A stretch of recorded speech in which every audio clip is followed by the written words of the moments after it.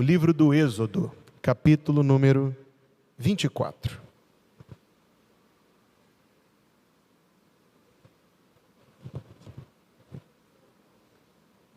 Você vai se colocar em pé e nós vamos ler os versículos 9, 10 e 11. Êxodo 24, verso 9, 10 e 11.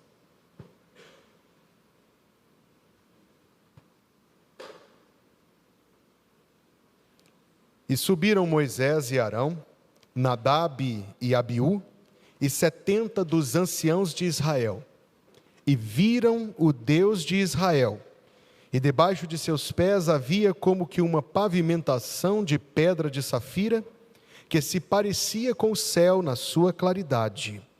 Porém não estendeu a sua mão sobre os escolhidos dos filhos de Israel, mas viram a Deus, e comeram e beberam. E o povo de Deus diz: amém. Você pode se assentar.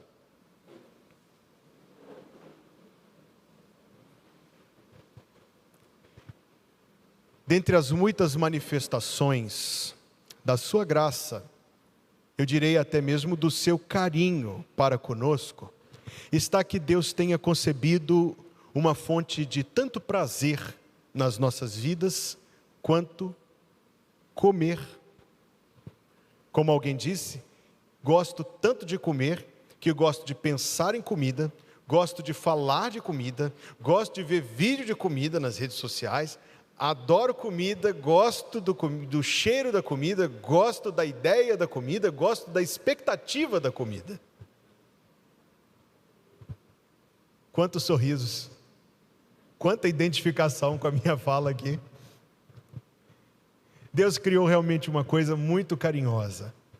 E muitas vezes eu gosto de frisar isto, muitas vezes tenho falado isso nas quartas-feiras, a maravilha que Deus criou dos sabores. Quando eu penso na alternativa da criação, Deus poderia ter criado assim algumas coisas puramente nutritivas, sem sabor, que a gente comeria para satisfazer as nossas necessidades, sem ter com isso nenhuma forma de prazer. Mas Deus concebeu algo melhor do que isso. Deus concebeu algo prazeroso, de tal maneira que comer é de fato algo prazeroso, diríamos até delicioso. O sabor, o aroma, a ideia, o assunto, tudo é agradável. Mas da mesma maneira que Deus criou a comida para ser a nossa nutrição e o nosso prazer, o pecado corrompe estas coisas de uma maneira tão terrível.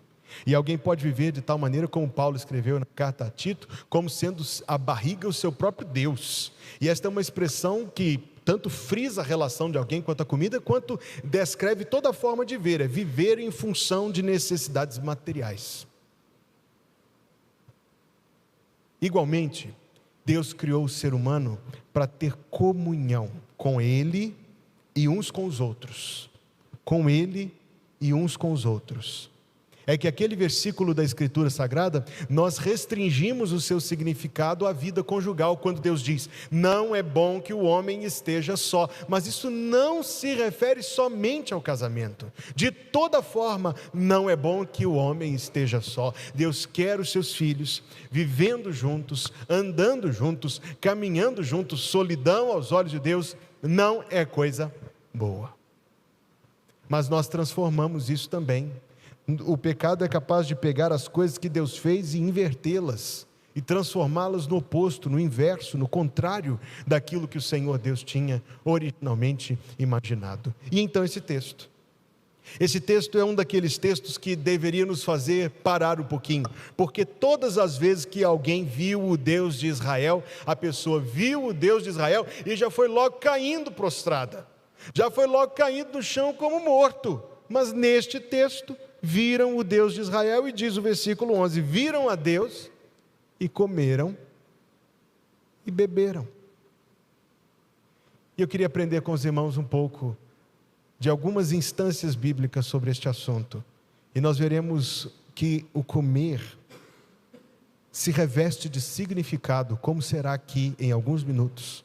O comer se reveste de significado, e o comer é mais do que somente comer, quando nós comemos com Deus. Então nós vamos começar pelo capítulo 12 desse mesmo livro onde estamos, o livro do Êxodo.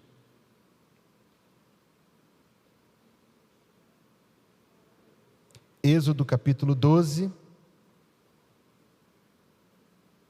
principiando a leitura no versículo número 3. Falai a toda a congregação de Israel, dizendo: aos 10 deste mês, tome cada um para si um cordeiro segundo as casas dos pais, um cordeiro para cada família. Mas se a família for pequena para um cordeiro, então tome um só com seu vizinho perto de sua casa, conforme o número das almas, cada um conforme ao seu comer, fareis a conta conforme ao cordeiro. O cordeiro ou cabrito será sem mácula, um macho de 1 ano, o qual tomareis das ovelhas ou das cabras, e o guardareis até ao 14º dia desse mês, e todo o ajuntamento da congregação de Israel o sacrificará à tarde. E tomarão do sangue e pô-lo-ão em ambas as ombreiras e na verga da porta, nas casas em que o comerem. E naquela noite comerão a carne assada no fogo, com pães ázimos, com ervas amargosas a comerão. Não comereis dele cru, nem cozido em água, senão assado no fogo, a sua cabeça com seus pés e com a sua fressura. E nada dele deixareis até amanhã. Mas o que dele ficar até amanhã, queimareis no fogo. Assim, versículo 11, pois o comereis, os vossos lombos cingidos, os vossos sapatos nos pés, o vosso cajado na mão, e o comereis apressadamente. Esta é a Páscoa do Senhor. Pode ter coisa mais forte para tirar o apetite de alguém do que você sentar para comer, sabendo que tem gente morrendo ao seu redor todo? Era o que estava acontecendo naquela noite. Qualquer casa que não tivesse passado o sangue do cordeiro, você sabe bem o que ia acontecer, não sabe? Você consegue imaginar algo mais forte para tirar o apetite de alguém do que isto? Eu fico imaginando. Talvez isso aqui, o comer, tenha sido mais por obediência do que por necessidade.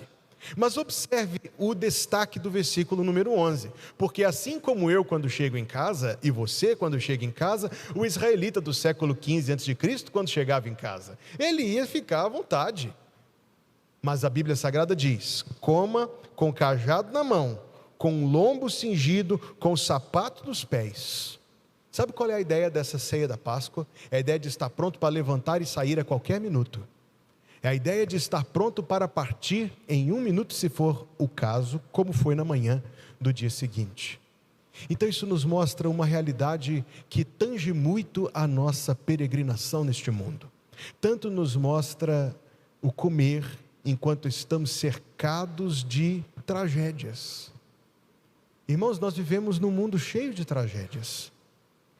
Vivemos num mundo de tragédias naturais, de tragédias sociais, vivemos num mundo de tragédias espirituais, vivemos num mundo cheio de tragédias. Mas existe um segundo elemento nesta ceia da Páscoa, que é a esperança do livramento. Então, cercados de tragédias, mas com a esperança de serem protegidos por Deus. Cercados de tragédias, mas com a esperança daquele livramento que Deus tinha anunciado, que muito em breve se cumpriria dali somente algumas horas, no raiar daquela manhã, se cumprindo as promessas da grande libertação de Deus. Sabe que se nós olharmos muito para este mundo de tragédias ao nosso redor, dá para tirar o apetite também.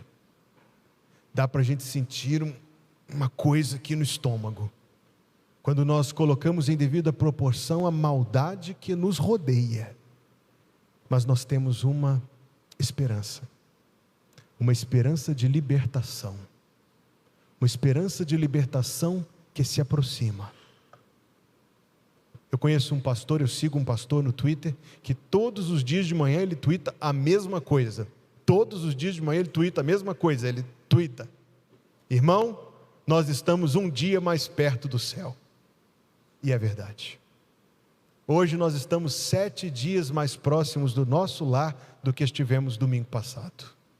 Então vivemos, irmãos, num mundo de tragédias, mas temos uma esperança de libertação e comemos o pão da esperança. comemos, irmãos, de esperança mesmo. E aquilo que comemos, aquilo que agora comeremos, de alguma forma, ou de alguma forma muito fácil de entender, alimenta, nutre, fortalece a nossa esperança. Quantas vezes eu já frisei esse contraste? Um quadradinho de pão não tem 1 centímetro quadrado. Nutricionalmente, acréscimo quase nulo. Mas quanto proveito nós obtemos dele, pelo que ele representa para nós. Vamos comer, irmão, a ceia do Senhor, com o lombo cingido, com sapato no pé e cajado na mão, porque a nossa libertação se aproxima. No livro de Deuteronômio, nós encontramos uma segunda razão para comer com Deus, que está no capítulo número 12.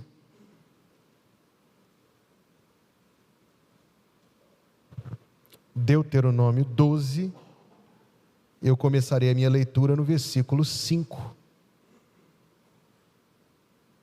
que diz: mas o lugar que o Senhor vosso Deus escolher de todas as vossas tribos, para ali pôr o seu nome, buscareis para a sua habitação, e ali vireis.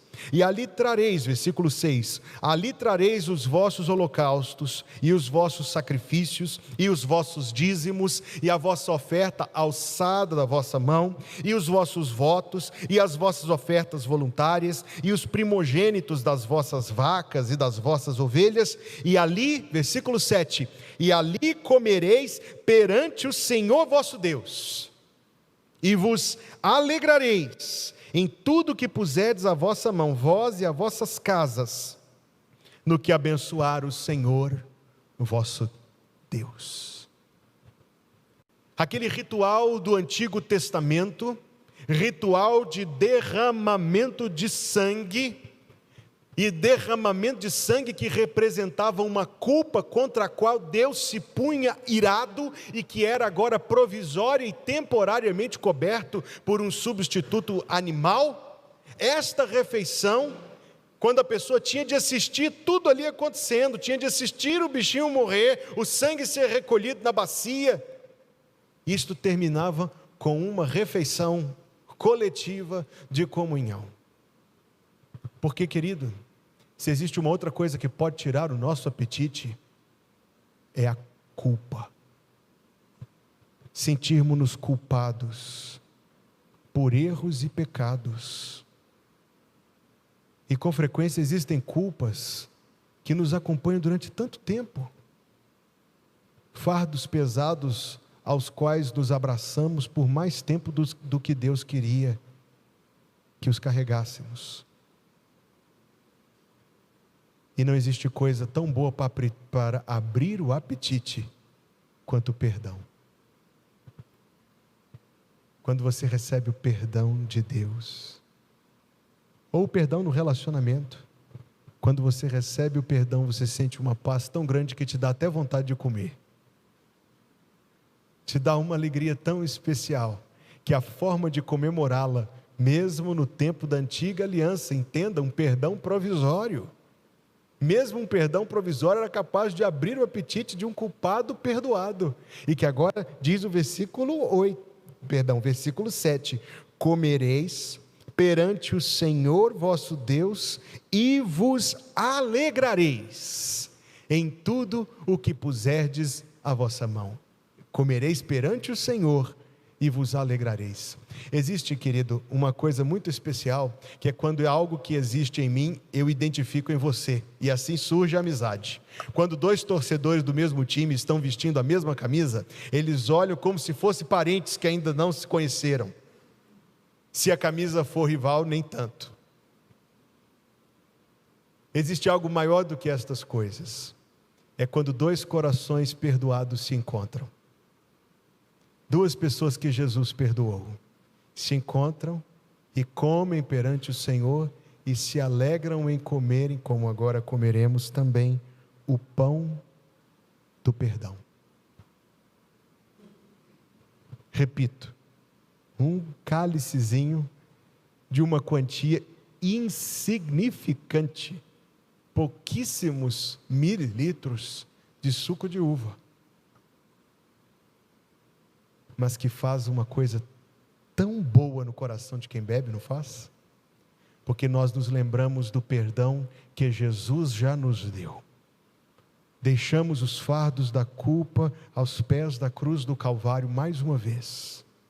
E sentimos aquele alívio e aquele renovo que vem de sabermos que somos amados, que somos perdoados, que estamos em paz com Deus. O pão da esperança comemos, irmãos. O pão do perdão comemos.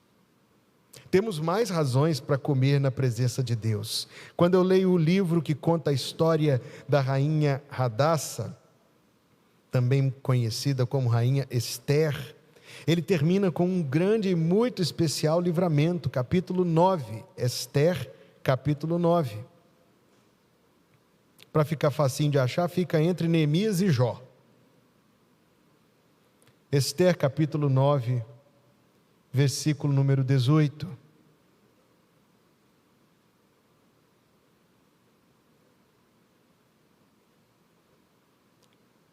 Bem, os judeus que se achavam em Susã se ajuntaram nos dias 13 e 14 do mesmo, e descansaram no dia 15, e fizeram daquele dia, dia de banquetes e de alegria. Os judeus, porém, das aldeias que habitavam nas vilas sem muro, fizeram do dia 14 do mês de Adar, dia de alegria e de banquetes, e de folguedo, e de mandarem presentes uns aos outros. E Mardoqueu escreveu estas coisas e enviou cartas a todos os judeus que se achavam em todas as províncias do rei Assuero, aos de perto, aos de longe, ordenando-lhes que guardassem o dia 14 do mês de Adar e no dia 15 do mesmo, todos os anos, versículo 22, como os dias em que os judeus tiveram repouso dos seus inimigos, e o mês que se lhes mudou de tristeza em alegria e de luto em dia de festa, para que os fizessem dias de banquetes e de alegria, e de mandarem presentes uns aos outros e dádivas aos pobres. Mais um motivo para comermos é que Deus nos socorre. Imagine a situação que é o pano de fundo desta narrativa, em que havia sido dado um decreto numa conspiração entre os homens e Satanás, entre um homem chamado Amã o Agagita e Satanás, que o movia e inspirava, e assinado por um rei translocado, autorizando que os judeus fossem assassinados. Mas no último momento, vem o socorro divino, por meio de uma ação maravilhosa que é a história deste livro. E como reage este povo a quem Deus socorreu? Reagem com banquetes e com alegria, e mandando porções uns aos outros e dádivas aos pobres, como que até para quem não tem, tem. Até para nós queremos dividir com todos a nossa alegria do socorro. Você já foi socorrido por Deus? Você já foi socorrido por Deus? Você já recebeu de Deus algum livramento maravilhoso, alguma resposta extraordinária de oração? Certamente, cada um aqui poderia pegar o microfone e contar um testemunho. Irmão, foi assim que o Senhor veio em meu socorro, foi assim que o Senhor me livrou, foi assim que o Senhor Deus encheu o meu coração de alegria. E quantas vezes na nossa vida nós cumprimos aquela palavra que diz: provai e vede. Ver o quê? Você já viu? Poucos já viram. Que tristeza. Você já viu que o Senhor é bom? Ah, eu já vi muitas vezes que o Senhor é bom. Muitas vezes. Tantas vezes que eu não sei contar. Eu já vi que o Senhor é bom. Em todos os meus apertos, o Senhor foi bom para comigo. Até nas minhas transgressões, o Senhor é bom para comigo. Nunca me tratou segundo os meus pecados. Nunca me pagou o que os meus pecados mereciam. Em todo momento, eu vejo que o Senhor é bom. Você vê também? Então coma. Faça um banquete de alegria em homenagem aos livramentos de Deus. Veja que o Senhor Jesus disse uma coisa: comer o pão, beber o cálice. Qual é o condicional, qual é o contexto e o conteúdo? Em memória de mim. Ele está nos dizendo: lembre-se de uma coisa.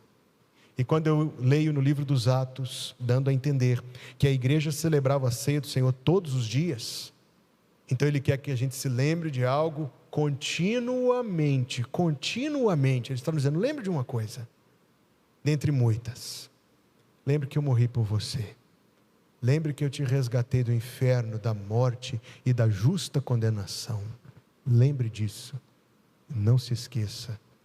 Nós comeremos o pão da esperança, o pão do perdão, como comeremos o pão do socorro divino. E deixe estes dois elementos que você receberá esta noite dizerem uma coisa ao seu coração: que se Deus te socorreu lá atrás, Ele é o mesmo Deus hoje e será o mesmo Deus para sempre, e Ele continuará sempre, sempre, sempre capaz de nos socorrer. Uma coisa não se verá: Deus falhar nas suas promessas. Comemos o pão do socorro, o pão do perdão, o pão da esperança. Assim como comemos, irmãos, o pão do coração quebrantado, que descobre no fim do quebrantamento o prazer da alegria. Neemias, o livro anterior, capítulo número 8. Apesar de ser o livro anterior, o que está descrito em Neemias aconteceu posteriormente. Neemias capítulo 8, versículo número 8.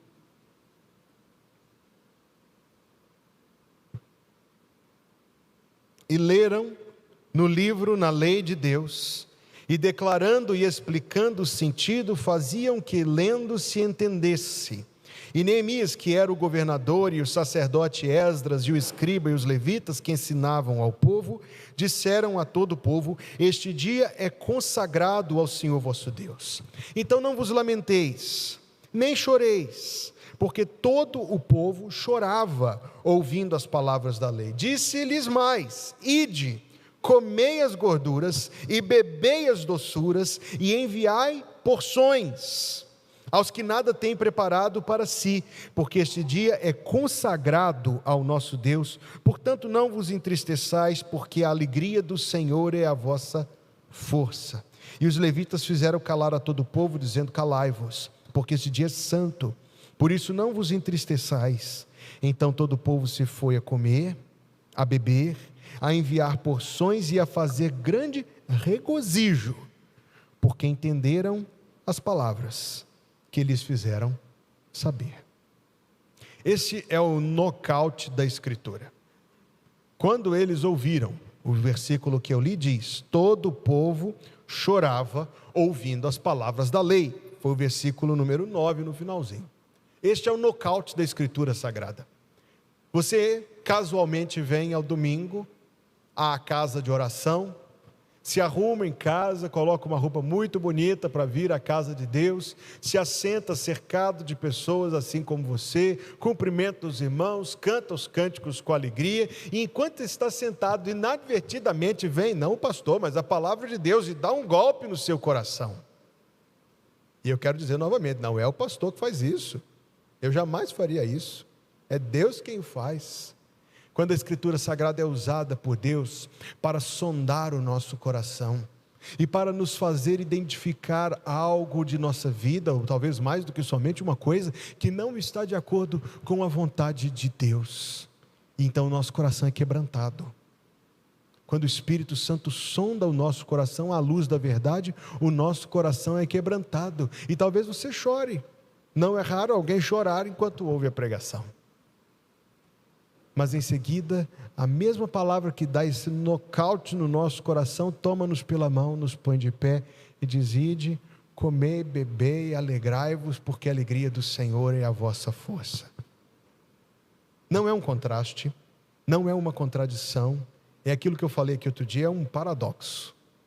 Por um lado, a Escritura Sagrada nos dá esse nocaute no coração, nos quebranta o coração, para que, quebrantado, o nosso coração possa novamente se aperceber com grande gratidão e alegria quão gracioso Deus é para conosco.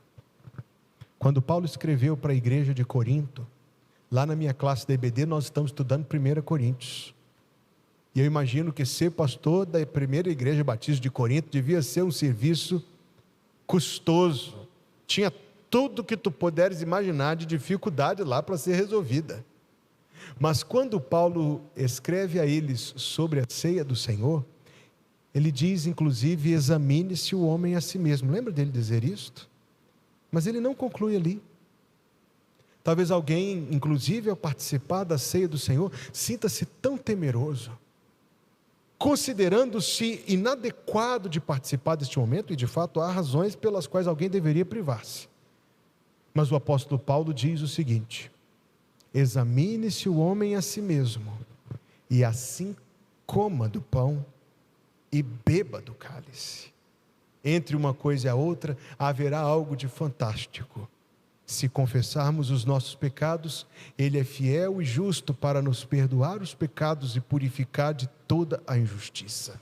Vem a Escritura e quebranta o nosso coração, mas nós nos prostramos aos pés de Jesus que nos perdoa, de Jesus que nos limpa, de Jesus que nos dá uma segunda, terceira, quarta, quinta, milésima, duas milésima, não sei quanta milésima chance de a gente continuar a segui-lo, e nos põe de pé e diz, como disse naquele texto que nós acabamos de ler: ide, comei, bebei, porque a alegria do Senhor é a vossa força.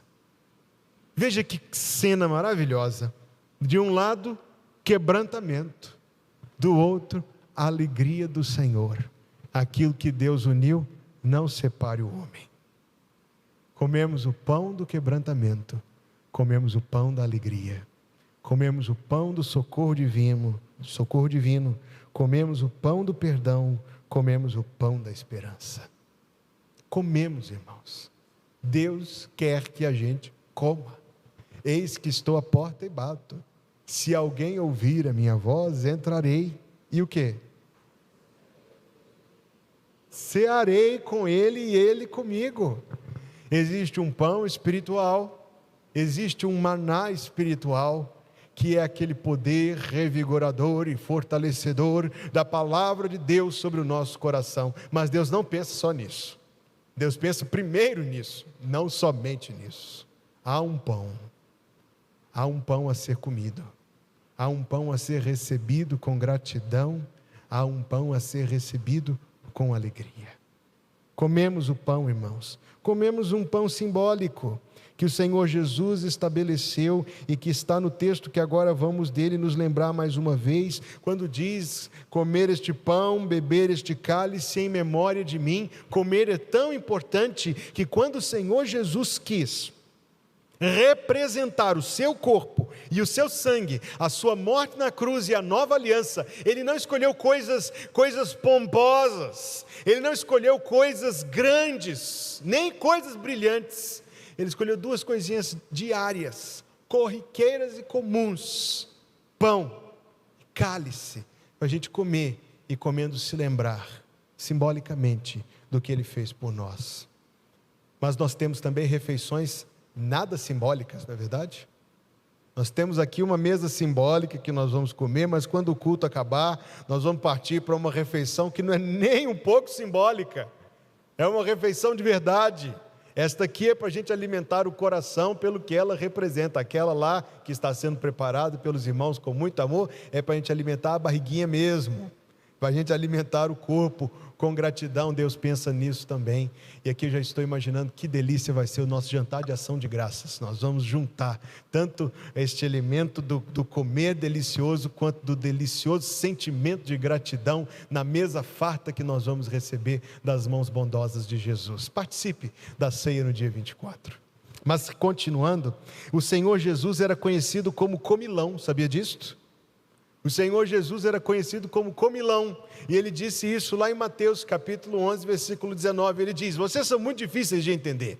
Vem João Batista que não comia, aliás, comia gafanhoto, puxa vida. Vem João Batista que comia gafanhoto e vocês se queixam dele. Agora vem o Filho do Homem, está aí, veio o Filho do Homem comendo e bebendo e dizem: eis aí um homem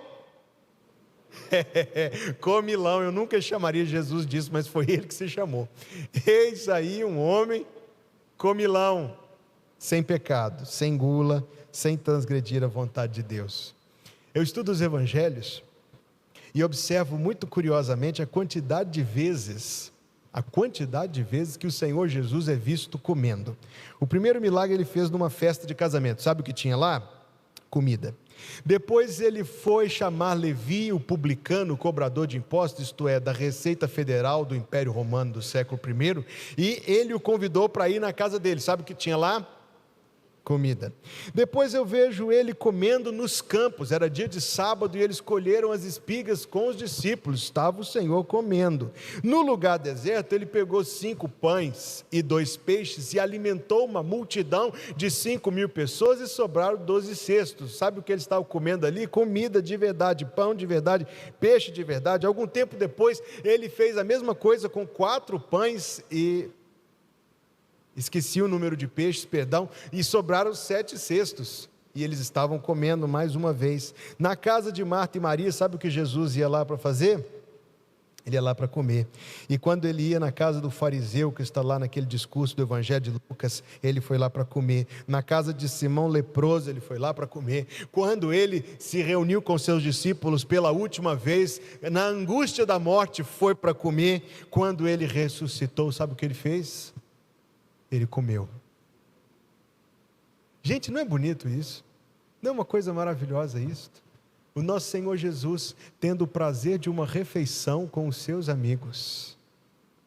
Quando a gente se ajunta, o que é que a gente faz? A gente come. Eu quero conversar com um irmão da igreja, ou um irmão da igreja quer conversar comigo, e diz: pastor, vamos marcar um cafezinho? Não é?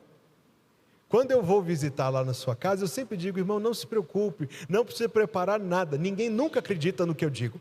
Todas as vezes que eu vou, tem um tanto de bolo, tem um tanto de coisa deliciosa, descobriram que eu gosto de suco de cajá, bota o suco de cajá. Fui visitar uma família da nossa igreja, tinha um monte de tangerina, porque descobriram que eu gosto de tangerina, tinha um monte lá para eu comer.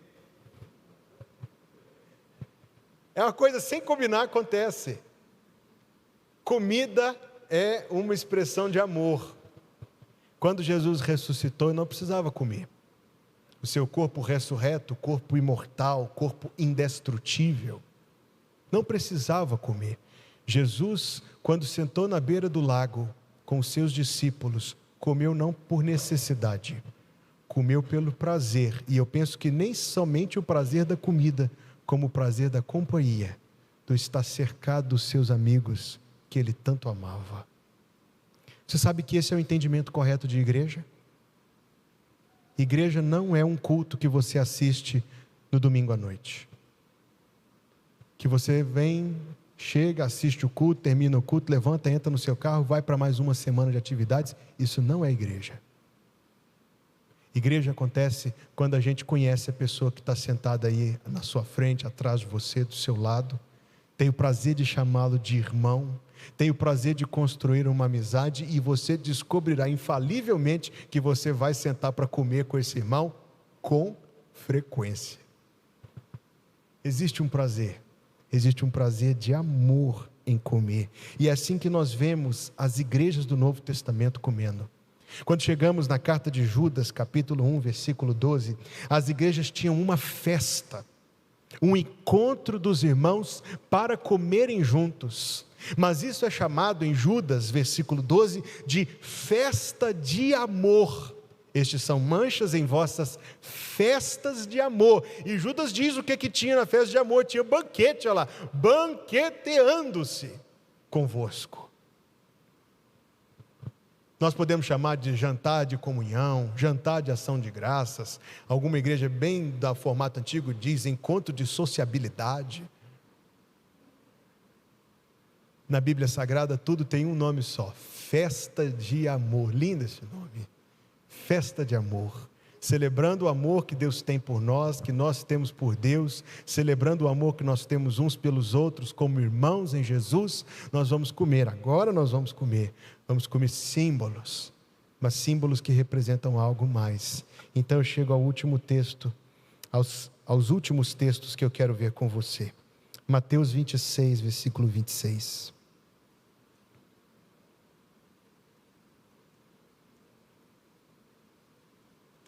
Mateus 26, 26.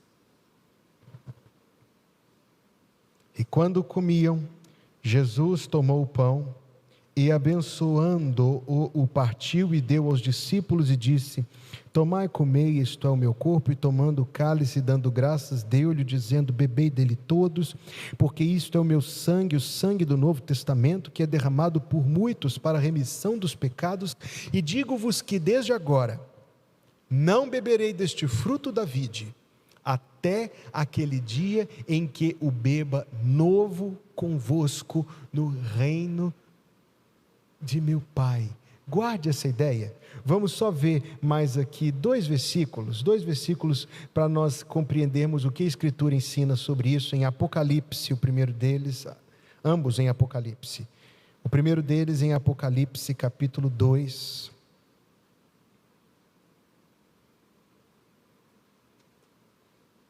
Versículo 7. Quem tem ouvidos, ouça o que o Espírito diz às igrejas. Ao que vencer, dar-lhe-ei a comer da árvore da vida, que está no meio do paraíso de Deus. Deixa eu ver mais um, 2,17. Quem tem ouvidos, ouça o que o Espírito diz às igrejas. Ao que vencer, darei a comer do maná escondido. Darei a comer do maná escondido. E agora veja Apocalipse 19, versículo número 6. E eu vi como que a voz de uma grande multidão, e como que a voz de muitas águas, e como que a voz de grandes trovões, que dizia: aleluia, pois já o Senhor Deus Todo-Poderoso reina. Regozijemo-nos e alegremo-nos e demos-lhe glória, porque vindas são as bodas do Cordeiro, e já a sua esposa se aprontou, e foi-lhe dado que se vestisse de linho fino, puro e resplandecente, porque o linho fino são as justiças dos santos. E disse-me: escreve, bem-aventurados aqueles que são chamados, convidados à ceia, comer a ceia das bodas do Cordeiro. E disse-me, selo de garantia: estas são as verdadeiras palavras de Deus. No céu nós vamos comer, não por necessidade, mas porque comer é uma coisa que nasceu do coração de Deus. Vamos comer coisas deliciosas. Só imagine, o mais próximo do céu é a cantina aqui depois do culto. Está quase tão delicioso quanto a comida celestial. No céu nós vamos comer. O Senhor Jesus disse: muitos virão do Oriente e do Ocidente e se assentarão à mesa com Abraão, com Isaac e com Jacó. No céu nós tomaremos a ceia, que esta ceia aqui visa só representar. Então no céu nós não seremos almas desencarnadas, nós teremos corpos ressurretos. E vamos comer um pão de verdade, e beber um cálice de verdade, e olhar uns para os outros com amor fraternal, e dizendo: que bom que você está aqui, glória a Deus por isto. E vamos comer com Jesus. Assim como lá no Êxodo, viram o Deus de Israel, comeram, beberam, nós vamos ver o nosso Deus, e comer e beber. Os vencedores por Cristo traduziram o que eu tentei dizer nesta mensagem com poucas palavras. No nome forte de Jesus, nos reunimos aquecidos por sua luz. Por meio do Senhor, unidos neste amor com vinho e pão, nós celebramos comunhão. Não me sinto aqui. Este é o meu lugar. No perdão que tenho em ti, aprendo a perdoar. Quem serve vinho e pão é o próprio Cristo, ressurreto, e nosso irmão. O Rei da terra e céus é o nosso anfitrião. Com vinho e pão nós celebramos comunhão entre o povo do Senhor, o verdadeiro lar. Cristo está presente aqui, neste celebrar. E aí vem a última estrofe, que é aquela que arrebata o coração da gente. Você quer cantar comigo? E logo vamos nos reunir no grande encontro preparado que há de vir, na glória do Senhor, em todo esplendor, com vinho e pão celebraremos comunhão. Um dia nós vamos comer juntos de novo, com Jesus. É isto que a ceia vem nos lembrar. Vamos, irmãos, comer, para a glória de Deus. Vamos comer juntos, vamos comer com Deus. Que o Senhor te abençoe e te guarde. Que o Senhor faça resplandecer o seu rosto sobre ti e tenha misericórdia de ti. Que o Senhor sobre ti levante o seu rosto e te dê a paz. Em nome de Jesus. Amém.